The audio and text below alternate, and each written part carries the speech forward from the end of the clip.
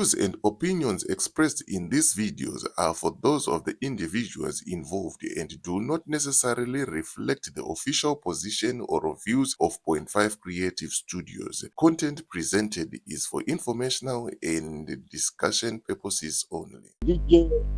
Evangelist, good morning. Good morning, my brother. How are you? Nah, I'm good. And your side? No, God is still keeping us under His grace. It's not end. Yeah, I thank God. Okay, I want to touch three paragraph very quickly. Maybe we can open the eyes and the ears of people who are willing to see the truth as it is. Right. Rikantanga kubata one, ndotanga bata panyaya makore. Right. Makore ane mukamtarisa amuruti apostle makore inini yakole makore. Mfana wangu anati mukoma wangu amendi mkuru pakati pake ninaye ndiani. Right. Makore arikuya se counter attack yageza. Ndoda kuti vanhu vapaongorore ipapo paone is the spokesperson kuside rana ED.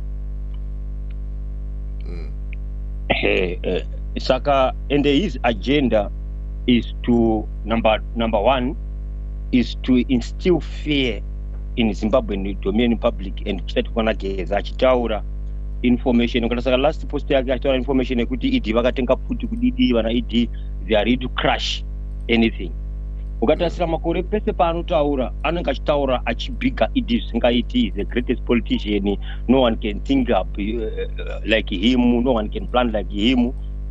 Is the most experienced politician. So all those ways is to instill fear. Muvan. That is minded and is duty. So that geza pa arikuya, both geza pa katanga pa address yake vanhu vazhinji vakatanga kuti be bold to challenge msangano zanupe. Saka him is coming with that side to come and counter attack that he instilling fear, because ZANU-PF controls the nation of Zimbabwe through fear. Vanhu vanotya. Ndosaka mchiona kuti pamwe pacho panopota pachipoiswa mota dzemasoja dzingotendera chinzi kwa mheno zviri kuitika what is to confirm what I'm telling you. Ukatarisa makore ndoda kuti muanalyze mapodcast amakore ese. Is to speak how good ED is to speak how undefeated ED is to speak how good in planning ED is to speak how politician ED is good is. All those things is to instill fear. Ekupesera pakabuda pachena ende munhu azostora achida kuzitaura achisimbisa zvawana makore enya kuti platform yake neageza ndozvapa zvakasiyana asukwana vanhu platform kwake like the way he thought he was going to get. That's why sometimes achinyepedzera kunga toda kutsvaga platform yekutaura kwauri nekuna Kuland, because he know kuti anogona kuwana vanhu vakawanda, so that his agenda yekuinstilla fear muvanhu ikwanise kuve ichipenetrate. That is the agenda. It doesn't mean that he likes you. He's after the audience yaminayo. Saka bosi munhu anga aripo anga achikwanisa kuti ataure naane vanhu vanenge mimi ndigapa but gamba kwe akwanisa kunge achifumurwa nechifumuro chana DJ Holy ane mazona man. Saka gamba kwe is too exposed now. People no longer take serious in ever. Izo chiro kamtasa pamapanda anageza life yake. He cannot compare him nana achatufa and akustruggle apana vanhu pamalife. Saka makore is aware of that. Saka sometimes vanopota chimboya kwauri na Kuland, he knows kuti anowana audience yakawanda andikuzona manje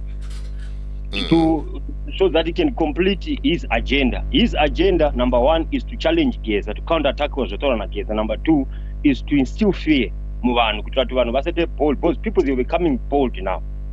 Saka iye ndoda kuongorore go broadcast yake ese, you find out kuti arikuya achitaura zvekuti how good he is, anobva atopa vanhu imwe perspective yekuti whatever you are planning against ED it is not going to prosper. You are not going to prevail. I remember one of the day wakambomubvunza mheri wanga wazviona here kana kuti mweya yanga ndakangokutaura tosawo pawakataura kuti iwe yes we know as people tinogona kufela kumisa but there is God. You remember that statement you told him? Yes. Ipapa akanyarara never commented, because his job is to instill fear so that the masses can be the more you listen to Makore, the more uchitoona kuti id hapana zvatakwanisa kumuitira, the only way is to give up on him. Ndoda kuti muongorore, go and ongorora makore, ndo uyu yake agenda yainayo yaari kubhadharirwa, achitotaurisa zvemusangano, achitaura how strong mari dzavainadzo, zvikananda zvine mari, the money, what do we have? Then at the end of the time is to tell how powerful, how powerless Chamisa is. Okay? All those things is to still fear. I think I'm done. Let me, but Neropa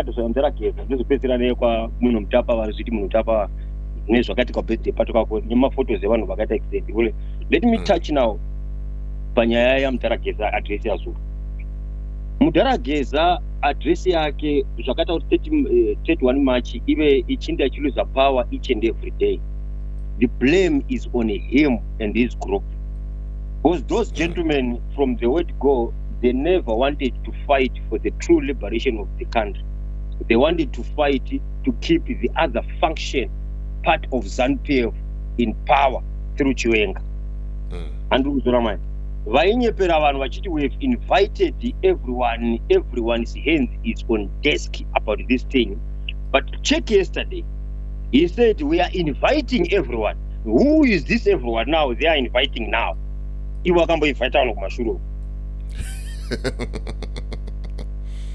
see, that was a lie.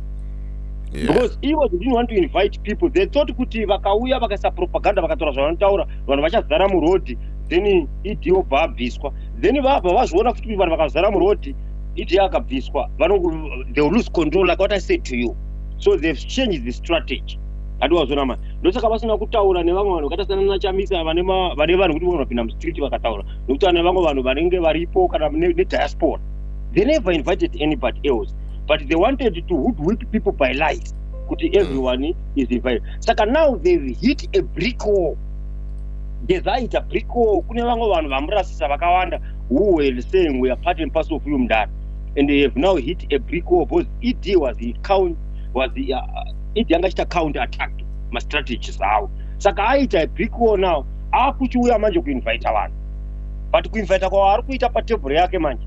Ari kuti uyai tidye chikafu chandiri kudya inini. Haasi kuda kuti vanhu vauye patebhuri nechikafu chavo.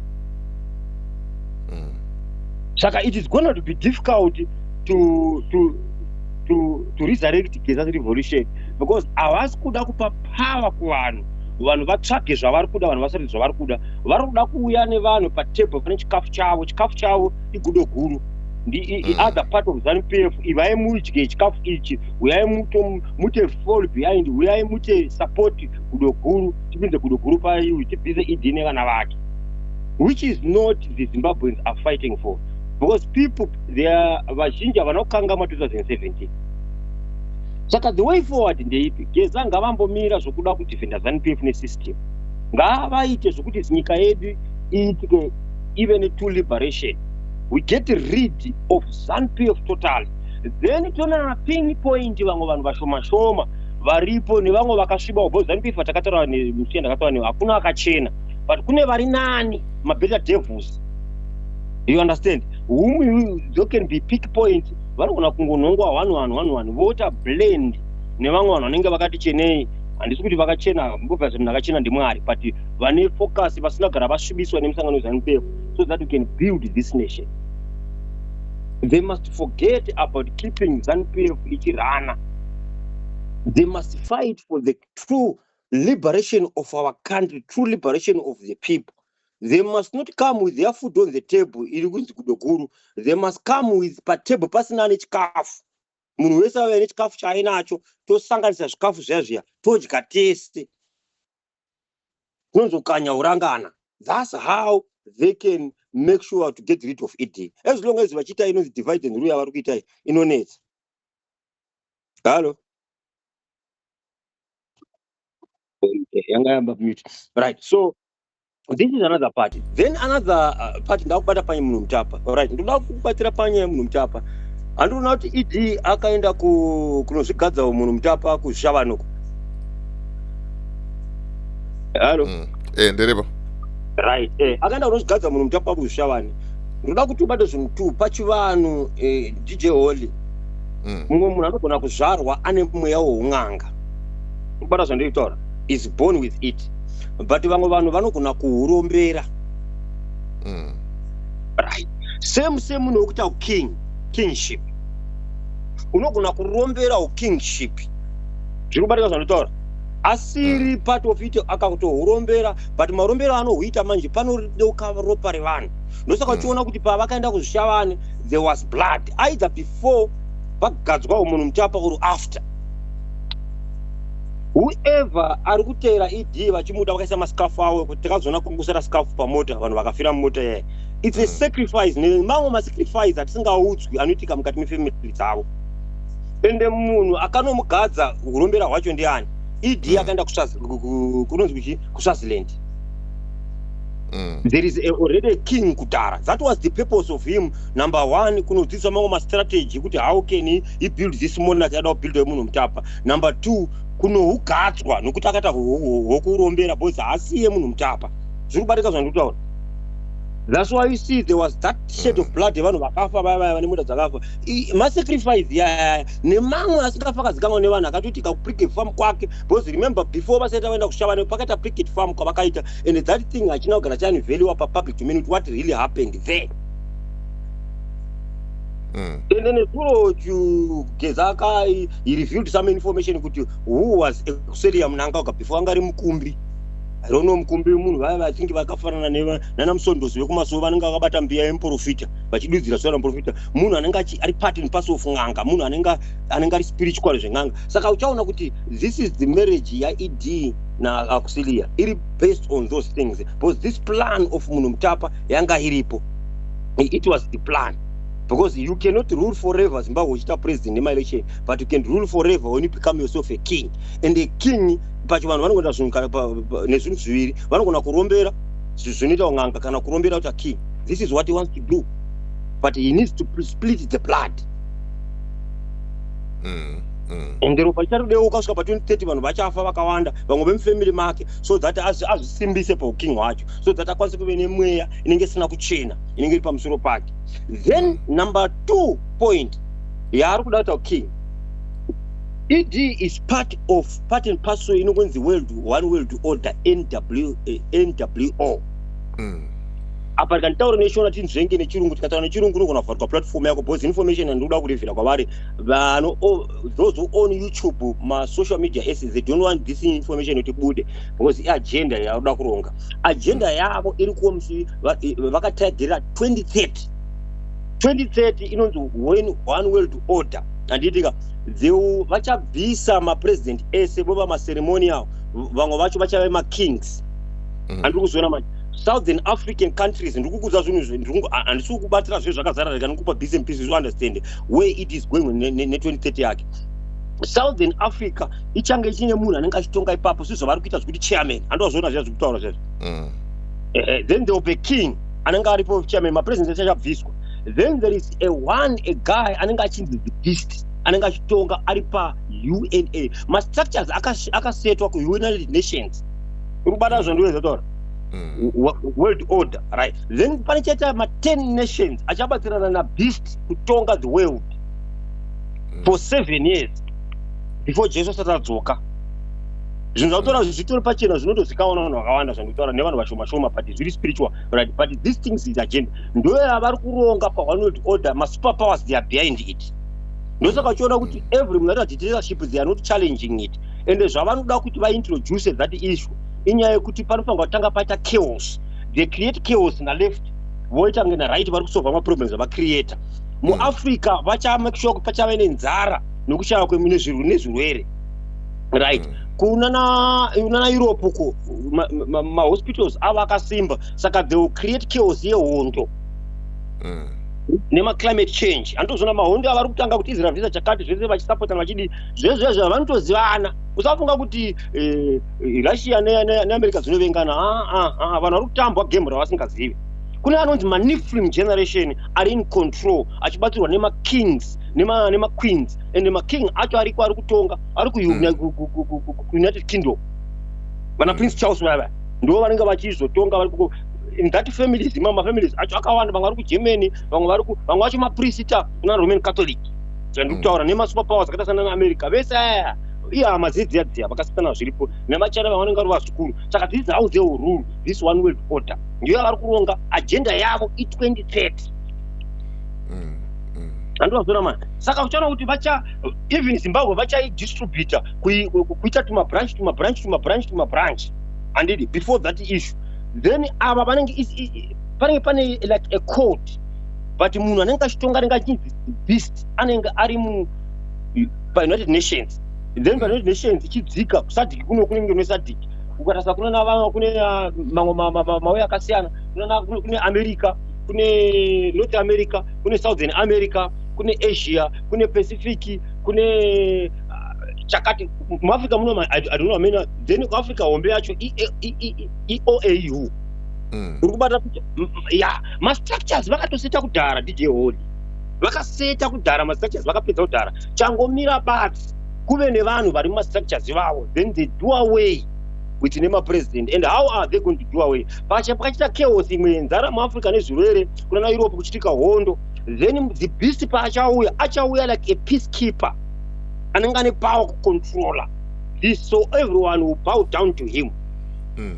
Because anenge ane power, whoever anota rebel, he will be killed. Then they will tell you kuti matadza kuzvirana mega nekuti mukuita ma-dictatorship, saka mese makuranwa from a nation, beast is there. Then achibatsirwa nana pope. This is another thing. Antaura neshona zvinhu zvangataura nechirungu zvichasa nechirungu you can be here tungona kublokwa zvauri paseta they can block your YouTube channel. You understand what I'm trying to say? Saka munhu ED parikuti munhu Mutapa is preparing to this because ED was recruited in this Manifilm generation. Manifilm generation vanhu vamwe vacho vanenge vari half breed. Even half breed it's a mixture of anenge ari like animal. At the same time vari species, at the same time ari human. They can shifters. And it shifters. No zvakaita kuti Mwari pana Genesis chapter 6 adestroy nyika nemvura, because that's what happened. My angels akandotora nevakadzi vakazora magiants, ndo pakabva mabreed ari kunzi even after the flood they were there. Handina time yekusimira kuti akazodzoka sei, ndo panobuda rudzi rwana Goliath. Ndosaka tiona kuti Mwari pane umwe rudzi rwekuti vana veIsraeri sainzi urayai zvese chero mukadzi ane nhumbu urayai. These were people, they were not 100% human beings. Ndo panobva vamwe vacho they are not born like that, but vanojoina masociety aya, ma-Illuminati, ma-Freemason, ma-Skeleton Board, ma-Jesuits. Bobo anga ari ma-Jesuits akajoina through Roman Catholic. ED akajoina through Russia, through Russia. And wazona anenge ari musatanist in short, but vanenge vari ma-Illuminati. Zvokuti pavari papa vanogona kuita ma-shifters vanochinja kuveka na something usiku chimwe chisingazwisiki so. Saka ime muchiona kuti human beings, saka ndosaka vanoti hana moyo, vanhu vava vana moyo vazhinji vacho, they are very wicked. They can do anything to keep power. They are not even afraid. Human life to them does not matter. Upenyu hwemunhu haureve chinhu kwavari, because they survive with blood. Vanhu ava they live for long. How do they live for long life? Vamwe vacho pane blood rinonzi adrenaline. And I will explain to you some of those things. Rinobaiwa mamwe vacho ma-injection, mamwe vacho anotengwa, rinodhura drug iro rinotengwa nevanhu mapresident nevamwe vanhu vevaimbi. Ndoravanotamba ndosona kuti umwe munhu havakweguri. They don't get old. This is what they are doing. This is information and good deep. Saka deep achakipa kingship munhu Mutapa. Saidata munhu Mutapa kingship. So pa munhu Mutapa papa rinenge rava zita zvokuti Mnangagwa achabvisa anenge akunzi king munhu Mutapa. Zvoreva kuti iye akabva chiro akafa, vana vake they will take off. Zvichifamba zvakadaro hapasina aripo. Zvoreva kuti kana munyika medu mapresident achabviswa, everything zvichabviswa, pane pasina chinonzi kana opposition munyika medu. What will be happening is the king will be ruling everything. Soldiers will be under him. Saka that's the reason why vanga vari kuSwaziland. Inyaya iyoyo, because that king ndo basa rari kuita. And two, ari vanhu zhinji vanoita those things in kingship, they are into deep rituals. Saka anogona akaenda kukuya kuti kunonyatso kuzodzwa kuitira kuti pano achiita munhu Mutapa achigadzwa akatanga agadzwa nemwe munhu akagara nemukingship kudhara in the spiritual realms. Then pakuenda kunoita izvozvo, either before the function there must be death of people, because kana uchinge ukatiwo idi huchi kana uchimuda nemwoyo wako uchibenefita, it means you have given your heart, you have given your soul, you have given your spirit. Hapana pano ndoda idi ndoda everything in you it means you fall in love with him. So you can be sacrificed. And when you are sacrificed, you can use, your blood can be used to instill his power for a long time. Saka uking hwake ndohwokurombera. People, they must not take it for granted. Kana tine n'anga dzinorombera, tine vanhu vanoita upfumi nekuromba.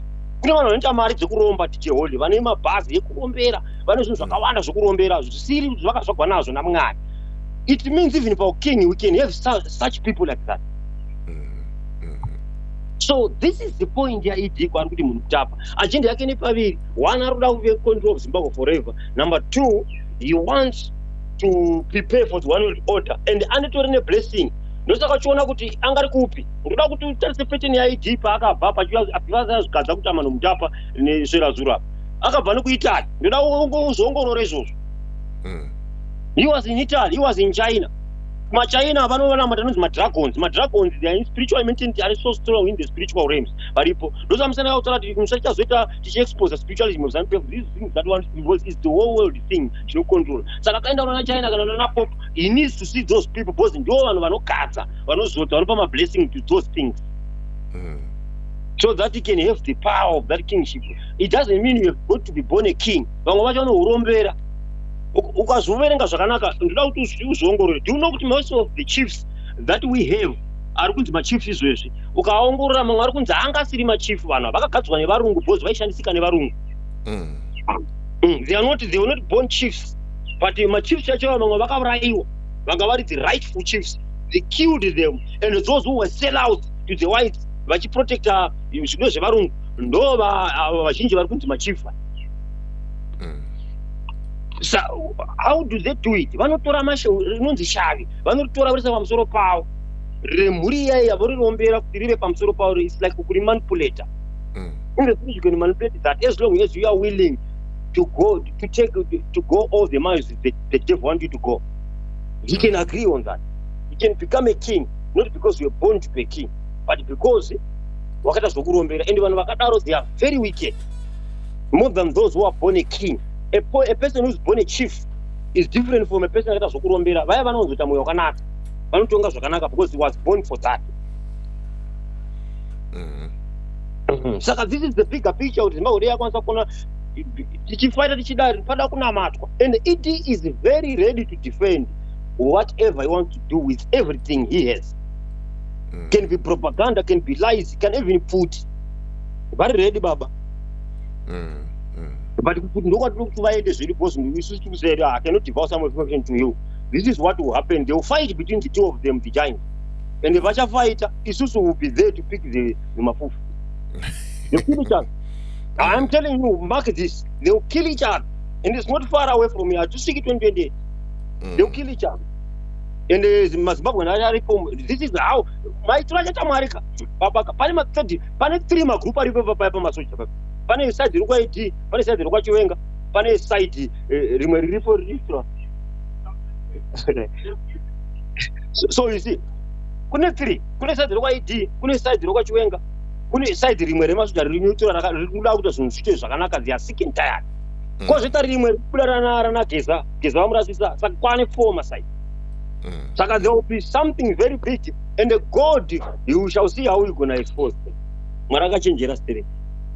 I thank you very much, Evangelist. Right, let me just thank you. Sharp.